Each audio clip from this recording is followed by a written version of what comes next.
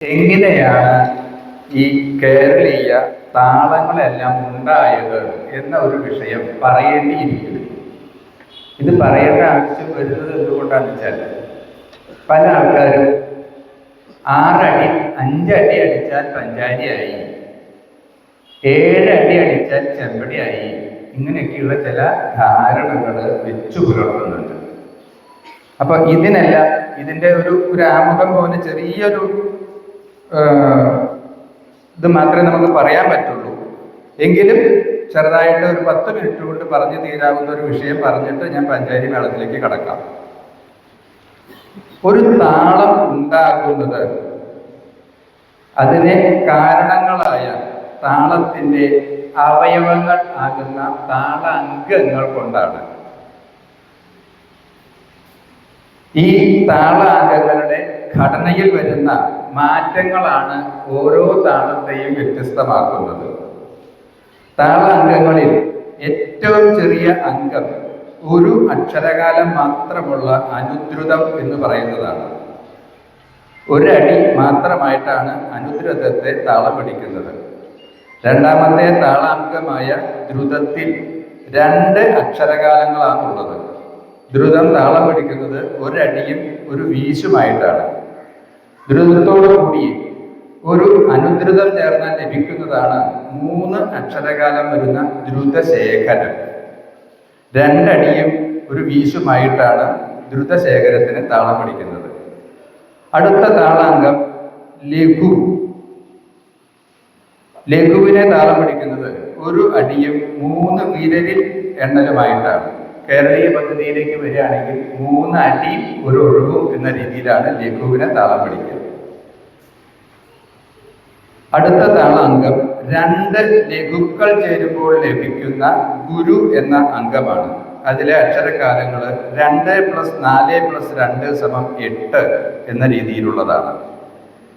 അടുത്തതായി 3 ലഘുക്കൾ ചേരുമ്പോൾ ലഭിക്കുന്ന പ്ലുതം എന്ന താളാംഗമാണ് ലഭിക്കുന്നത്. ഗുരുവിലെ 8 അക്ഷരകാലങ്ങളോട് കൂടി ഒരു ലഘു ചേർന്നാൽ ലഭിക്കുന്ന 8 + 4 = 12 അക്ഷരകാലങ്ങളാണ് പ്ലുതത്തിനുള്ളത്. അടുത്തത് കാകപാദം. പ്ലുതത്തിൽ കൂടി ഒരു ലഘു കൂടി ചേർന്നാൽ വരുന്ന 16 അക്ഷരകാലങ്ങൾ ഉള്ളതാണ് കാകപാദം. ഇനി ഇതിൻ്റെ ഇടയിൽ നമ്മൾ അനുദ്രുതം, ദ്രുതം, ദ്രുതവിരാമം തുടങ്ങിയ താളാംഗങ്ങളെ പറഞ്ഞതുപോലെ തന്നെ ലഘു, ലഘുവിരാമം, ലഘുദ്രുതം, ലഘുദ്രുത വിരാമം, ഗുരു, ഗുരുവിരാമം, ഗുരുദ്രുതം, ഗുരുവിരാമം, ഗുരുദ്രുത വിരാമം, പ്ലുതം, പ്ലുതവിരാമം, പ്ലുതദ്രുതം, പ്ലുതദ്രുത വിരാമം എന്നിങ്ങനെ 16 താളാംഗങ്ങളുണ്ട്. ഈ അംഗങ്ങൾ ചേർന്നുകൊണ്ടാണ് ഓരോ താളങ്ങളും, ദക്ഷിണേന്ത്യയിലുള്ള എല്ലാ താളങ്ങളും ഉണ്ടായിട്ടുള്ളത് ഈ താളാംഗങ്ങൾ ചേർന്നുകൊണ്ടാണ്. ഈ താളാംഗങ്ങൾ ചേർന്നുകൊണ്ടുള്ള നമ്മുടെ കേരളീയ താളവാദ്യ കലകളിലെ താളങ്ങൾ നമ്മൾ ഇന്ന് ആദ്യമായിട്ട് പറയാൻ പോകുന്ന പഞ്ചാരി, ഒരു ദ്രുതവും ഒരു ലഘുവും ചേർന്നുണ്ടാകുന്ന 2 + 4 = 6 തക തരി കീട എന്നാണ് അതിന് താളം പിടിക്കുക.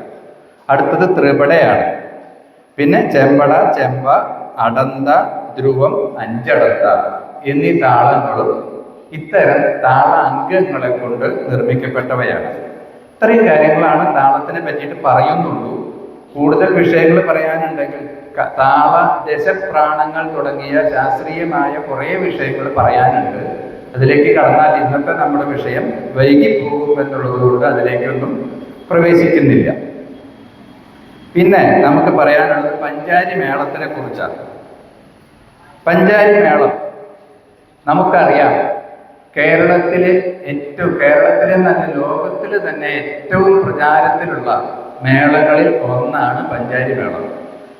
ഏറ്റവും വലിയ മേളം, ഏറ്റവും കൂടുതൽ സമയം പ്രയോഗിക്കാവുന്ന മേളം, 10 നാഴിക പഞ്ചാരി എന്ന പേരിൽ 4 മണിക്കൂർ സമയം വരെ പഞ്ചാരി മേളത്തെ പ്രയോഗിക്കാവുന്നതാണ്. ഈ മേളത്തിൻ്റെ ഘടന എന്ന് പറഞ്ഞു കഴിഞ്ഞാൽ നേരത്തെ പറഞ്ഞതുപോലെ 2+4=6 അക്ഷരകാലങ്ങളുള്ള അഞ്ചാമത്തെ കാലത്തിൽ നിന്ന് തുടങ്ങി മേൽപോട്ട് 5 ഇരട്ടി അക്ഷരകാലങ്ങളുള്ള താളത്തെ ക്രമീകരിച്ചുകൊണ്ടാണ് പഞ്ചാരി മേളം ചിട്ടപ്പെടുത്തിയിട്ടുള്ളത്. ഇതിൻ്റെ അവതരണത്തിലെ നമുക്കറിയാം, ഒരു 7 പ്രായോക്താക്കൾ മുതൽ 120, 130, 300, 350 വരെ പ്രായോക്താക്കൾ ഒന്നിച്ചു ചേർന്നുകൊണ്ട് പഞ്ചാരി മേളം പ്രയോഗിക്കാവുന്നതാണ്. എത്ര കലാകാരന്മാർ അണിനിരന്നാലും വളരെ മനോഹരമായി ആസ്വാദ്യകരമായ രീതിയിൽ പഞ്ചാരി മേളത്തെ അവതരിപ്പിക്കാൻ സാധിക്കും. ഈ കാര്യങ്ങളാണ് പഞ്ചാരി മേളത്തെ കുറിച്ചിട്ട് ഒരു ആമുഖമായിട്ട് പറയാനുള്ളത്. ഇനി 5 കാലങ്ങളായിട്ടുള്ള താളഗണിതം ഞങ്ങൾ ഡെമോൺസ്ട്രേഷൻ തുടങ്ങുന്നതോടനുബന്ധിച്ചിട്ട് ഒന്ന് താളം പിടിച്ച് കാണിക്കാം. ഇതിൽ നമ്മൾ ശ്രദ്ധിക്കാനുള്ള ചില കാര്യങ്ങൾ, താളത്തെ മേൽക്കാലങ്ങളായിട്ട് ക്രമീകരിക്കുന്ന സമയത്ത് ഖണ്ഡം, ഉപഖണ്ഡം എന്നിങ്ങനെയുള്ള വിഭജനങ്ങൾ വരുന്നുണ്ട്.